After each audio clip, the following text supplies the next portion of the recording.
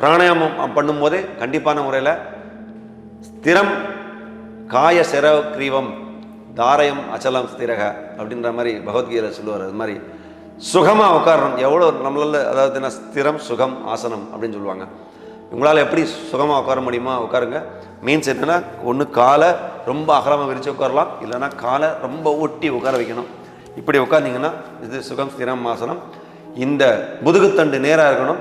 இந்த கழுத்து மட்டும் கொஞ்சம் தாரயம் அச்சலம் ஸ்திரக கொஞ்சம் அப்படி மேலே பார்த்து, அது ஏன்னா அந்த காற்றோட ஃப்ளோ கரெக்டாக வரணும் அப்படின்றதுக்காக வேண்டி நம்ம செய்யக்கூடாத ஒரு ரெண்டு விஷயம். சாப்பிட்டு 2.5 மணி நேரம் வயிற்றில் ஃபுட்டு வந்து கரெக்டாக வெளியில் போகிறதுக்கு 3 மணி நேரம் ஆகும். குறைஞ்சது 2.5 மணி நேரம் கேப் இருக்கலாம், இருந்தால் வயிறு ஃப்ரீ ஆயிரும். அதனால் அந்த டைமில் பண்ணணும்.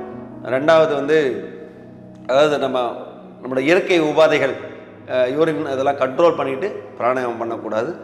மூணாவது, நமக்கு உடம்பு சரியில்லை, ஏற்கனவே சளி பிடிச்சிருக்கு, நான் எங்கே இந்த மூச்சை இழுக்கிறது, இல்லை காய்ச்சலாக இருக்குது எங்கே மூச்சை இழுக்கிறதுன்ற மாதிரி வரும்போது வேண்டாம். இந்த பிராணாயாமத்திலேயே மொத்தம் நமக்கு உண்மையிலே கண்டிப்பாக தேவைப்படுறதுன்றது ஒரு 7 இருக்குது. அந்த 7 மட்டும் நம்ம தொடர்ந்து பண்ணுறதுக்கு ப்ராக்டிஸ் பண்ணுவோம். அதில் வந்து நம்பர் 1 பஸ்திரிகா. இது வந்து ஒரு 25வது மினிமம் ஒரு நாளைக்கு பண்ணணும். அப்போ தான் உங்களுக்கு அதோட பலன் உங்களுக்கு கிடைக்கும். அதனால் நான் சும்மா ஒரு 3-4 பண்ணுவேன். நீங்கள் அது 25 கண்டிப்பாக பண்ணணும் முதல்ல. ஓகேவா? முதல்ல 1 நம்பர் பஸ்திரிகா.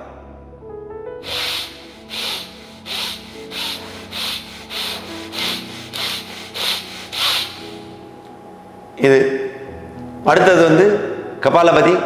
கபாலபதி எப்படின்னாக்கா, வயிற்றை வேகமாக அமுக்கிறது மூலமாக எக்ஸேல் மட்டும்தான்.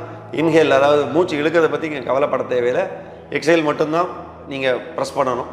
அதனால் இதுவும் கண்டிப்பாக 25வது ஒரு நாளைக்கு பண்ணணும். இப்போது நம்பர் 2 கபாலபதி.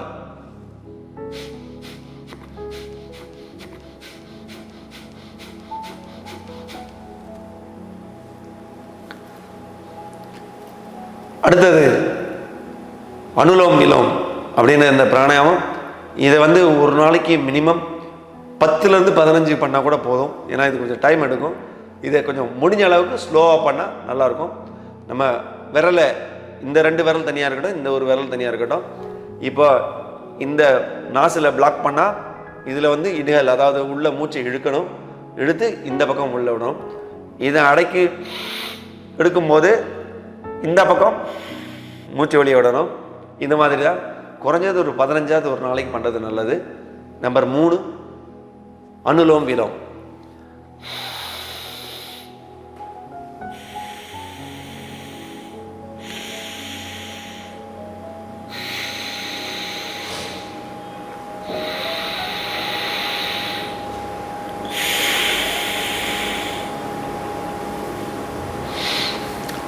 அடுத்தது இப்போ தொண்டைக்கான இது வந்து என்னென்னா, நம்ம மூச்சை உள்ளே இழுப்போம். எப்படின்னா, த்ரோட் வழியாக சவுண்டாக, வித்து சவுண்டு த்ரோட் வழியாக உள்ளே இழுக்கணும். இழுக்கும்போது வரக்கூடிய சவுண்டு இதுதான். நம்பர் 4 உஜ்ஜை, இந்த பிராணாயாமத்துக்கு பேர். Let's do it.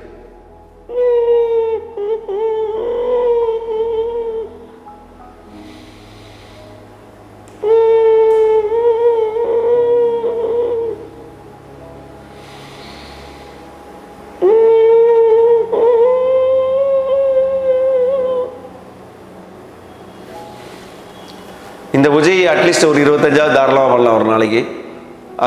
அடுத்த பிராணாயாமம்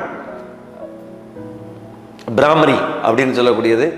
இது என்னன்னாக்கா, இது குறைஞ்சது ஒரு 25 தாராளமாக பண்ணலாம். இந்த இதுக்கு இந்த காதில் கொய்யின்னு சவுண்டு வர்றவங்கலாம் கண்டிப்பாக இதை செஞ்சாகணும்.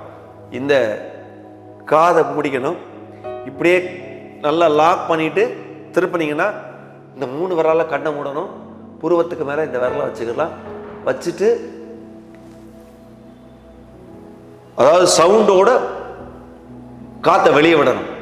இன்ஹேல் பண்ணுறதை பற்றி கவலை இல்லை, அதாவது மூச்சு உள்ளே போகிறத பற்றி கவலை இல்லை, வெளியே விடுறதுக்கு மட்டும்தான். அது வந்து முன்னாடி உஜ்ஜையில் சவுண்டோடு உள்ளே இழுத்தோம், இது சவுண்டோடு வெளியே வரணும். அப்போ காதை இப்படி மூடிட்டு, கண்ணை இப்படி மூடிட்டு, விரலை இப்படி வச்சுக்கணும். பிராமரி 5வது.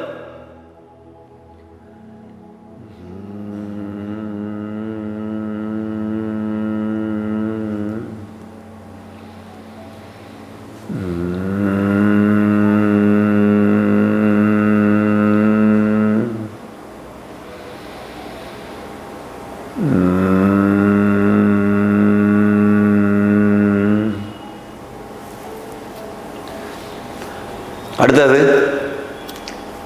சித்தாலி அப்படின்ற இந்த பிராணாயாமம் நம்மளோட பாடி டெம்பரேச்சரை கரெக்டாக மெயின்டைன் பண்ணுறதுக்குள்ள ஒரு உண்மையான ஒரு நல்ல ஒரு பிராணாயாமம். இது என்னென்னா, நாக்கை வந்து ஒரு மடக்கி குழல் மாதிரி ஆக்கிட்டு எச்சிலோட வாயில் உள்ளே இழுக்கணும். வெளியே விடுறது மூக்கு வழியாக விடலாம், பிரச்சனை இல்லை. வாய் வழியாக விட வேணாம், மூக்கு வழியாக விடணும். இழுக்கும்போது மட்டும் எச்சிலோட நாக்கை குழல் மாதிரி வச்சு மெல்ல இழுத்து அதை உள்ளே நிப்பாட்டிட்டு வெளியே விடணும். இது 6வது பிராணாயாமம் சித்தாலி.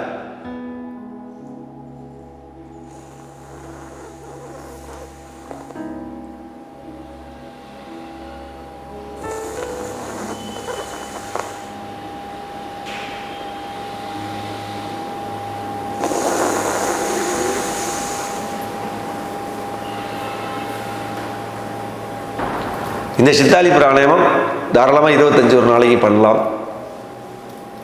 அடுத்தது ஷித்காரி. இதே மாதிரி தான் வாயை நடுவில் மூடிட்டு இந்த 2 பக்கம் ஓப்பன் பண்ணிவிட்டு எச்சில் வச்சுட்டு மூச்சை உள்ளே இழுக்கணும். வெளியே விடுறது மூக்கிலே விடலாம். இது 7வது பிராணாயாமம். இதுக்கு பேர் ஷித்காரி. 25 அசால்ட்டாக பண்ணலாம்.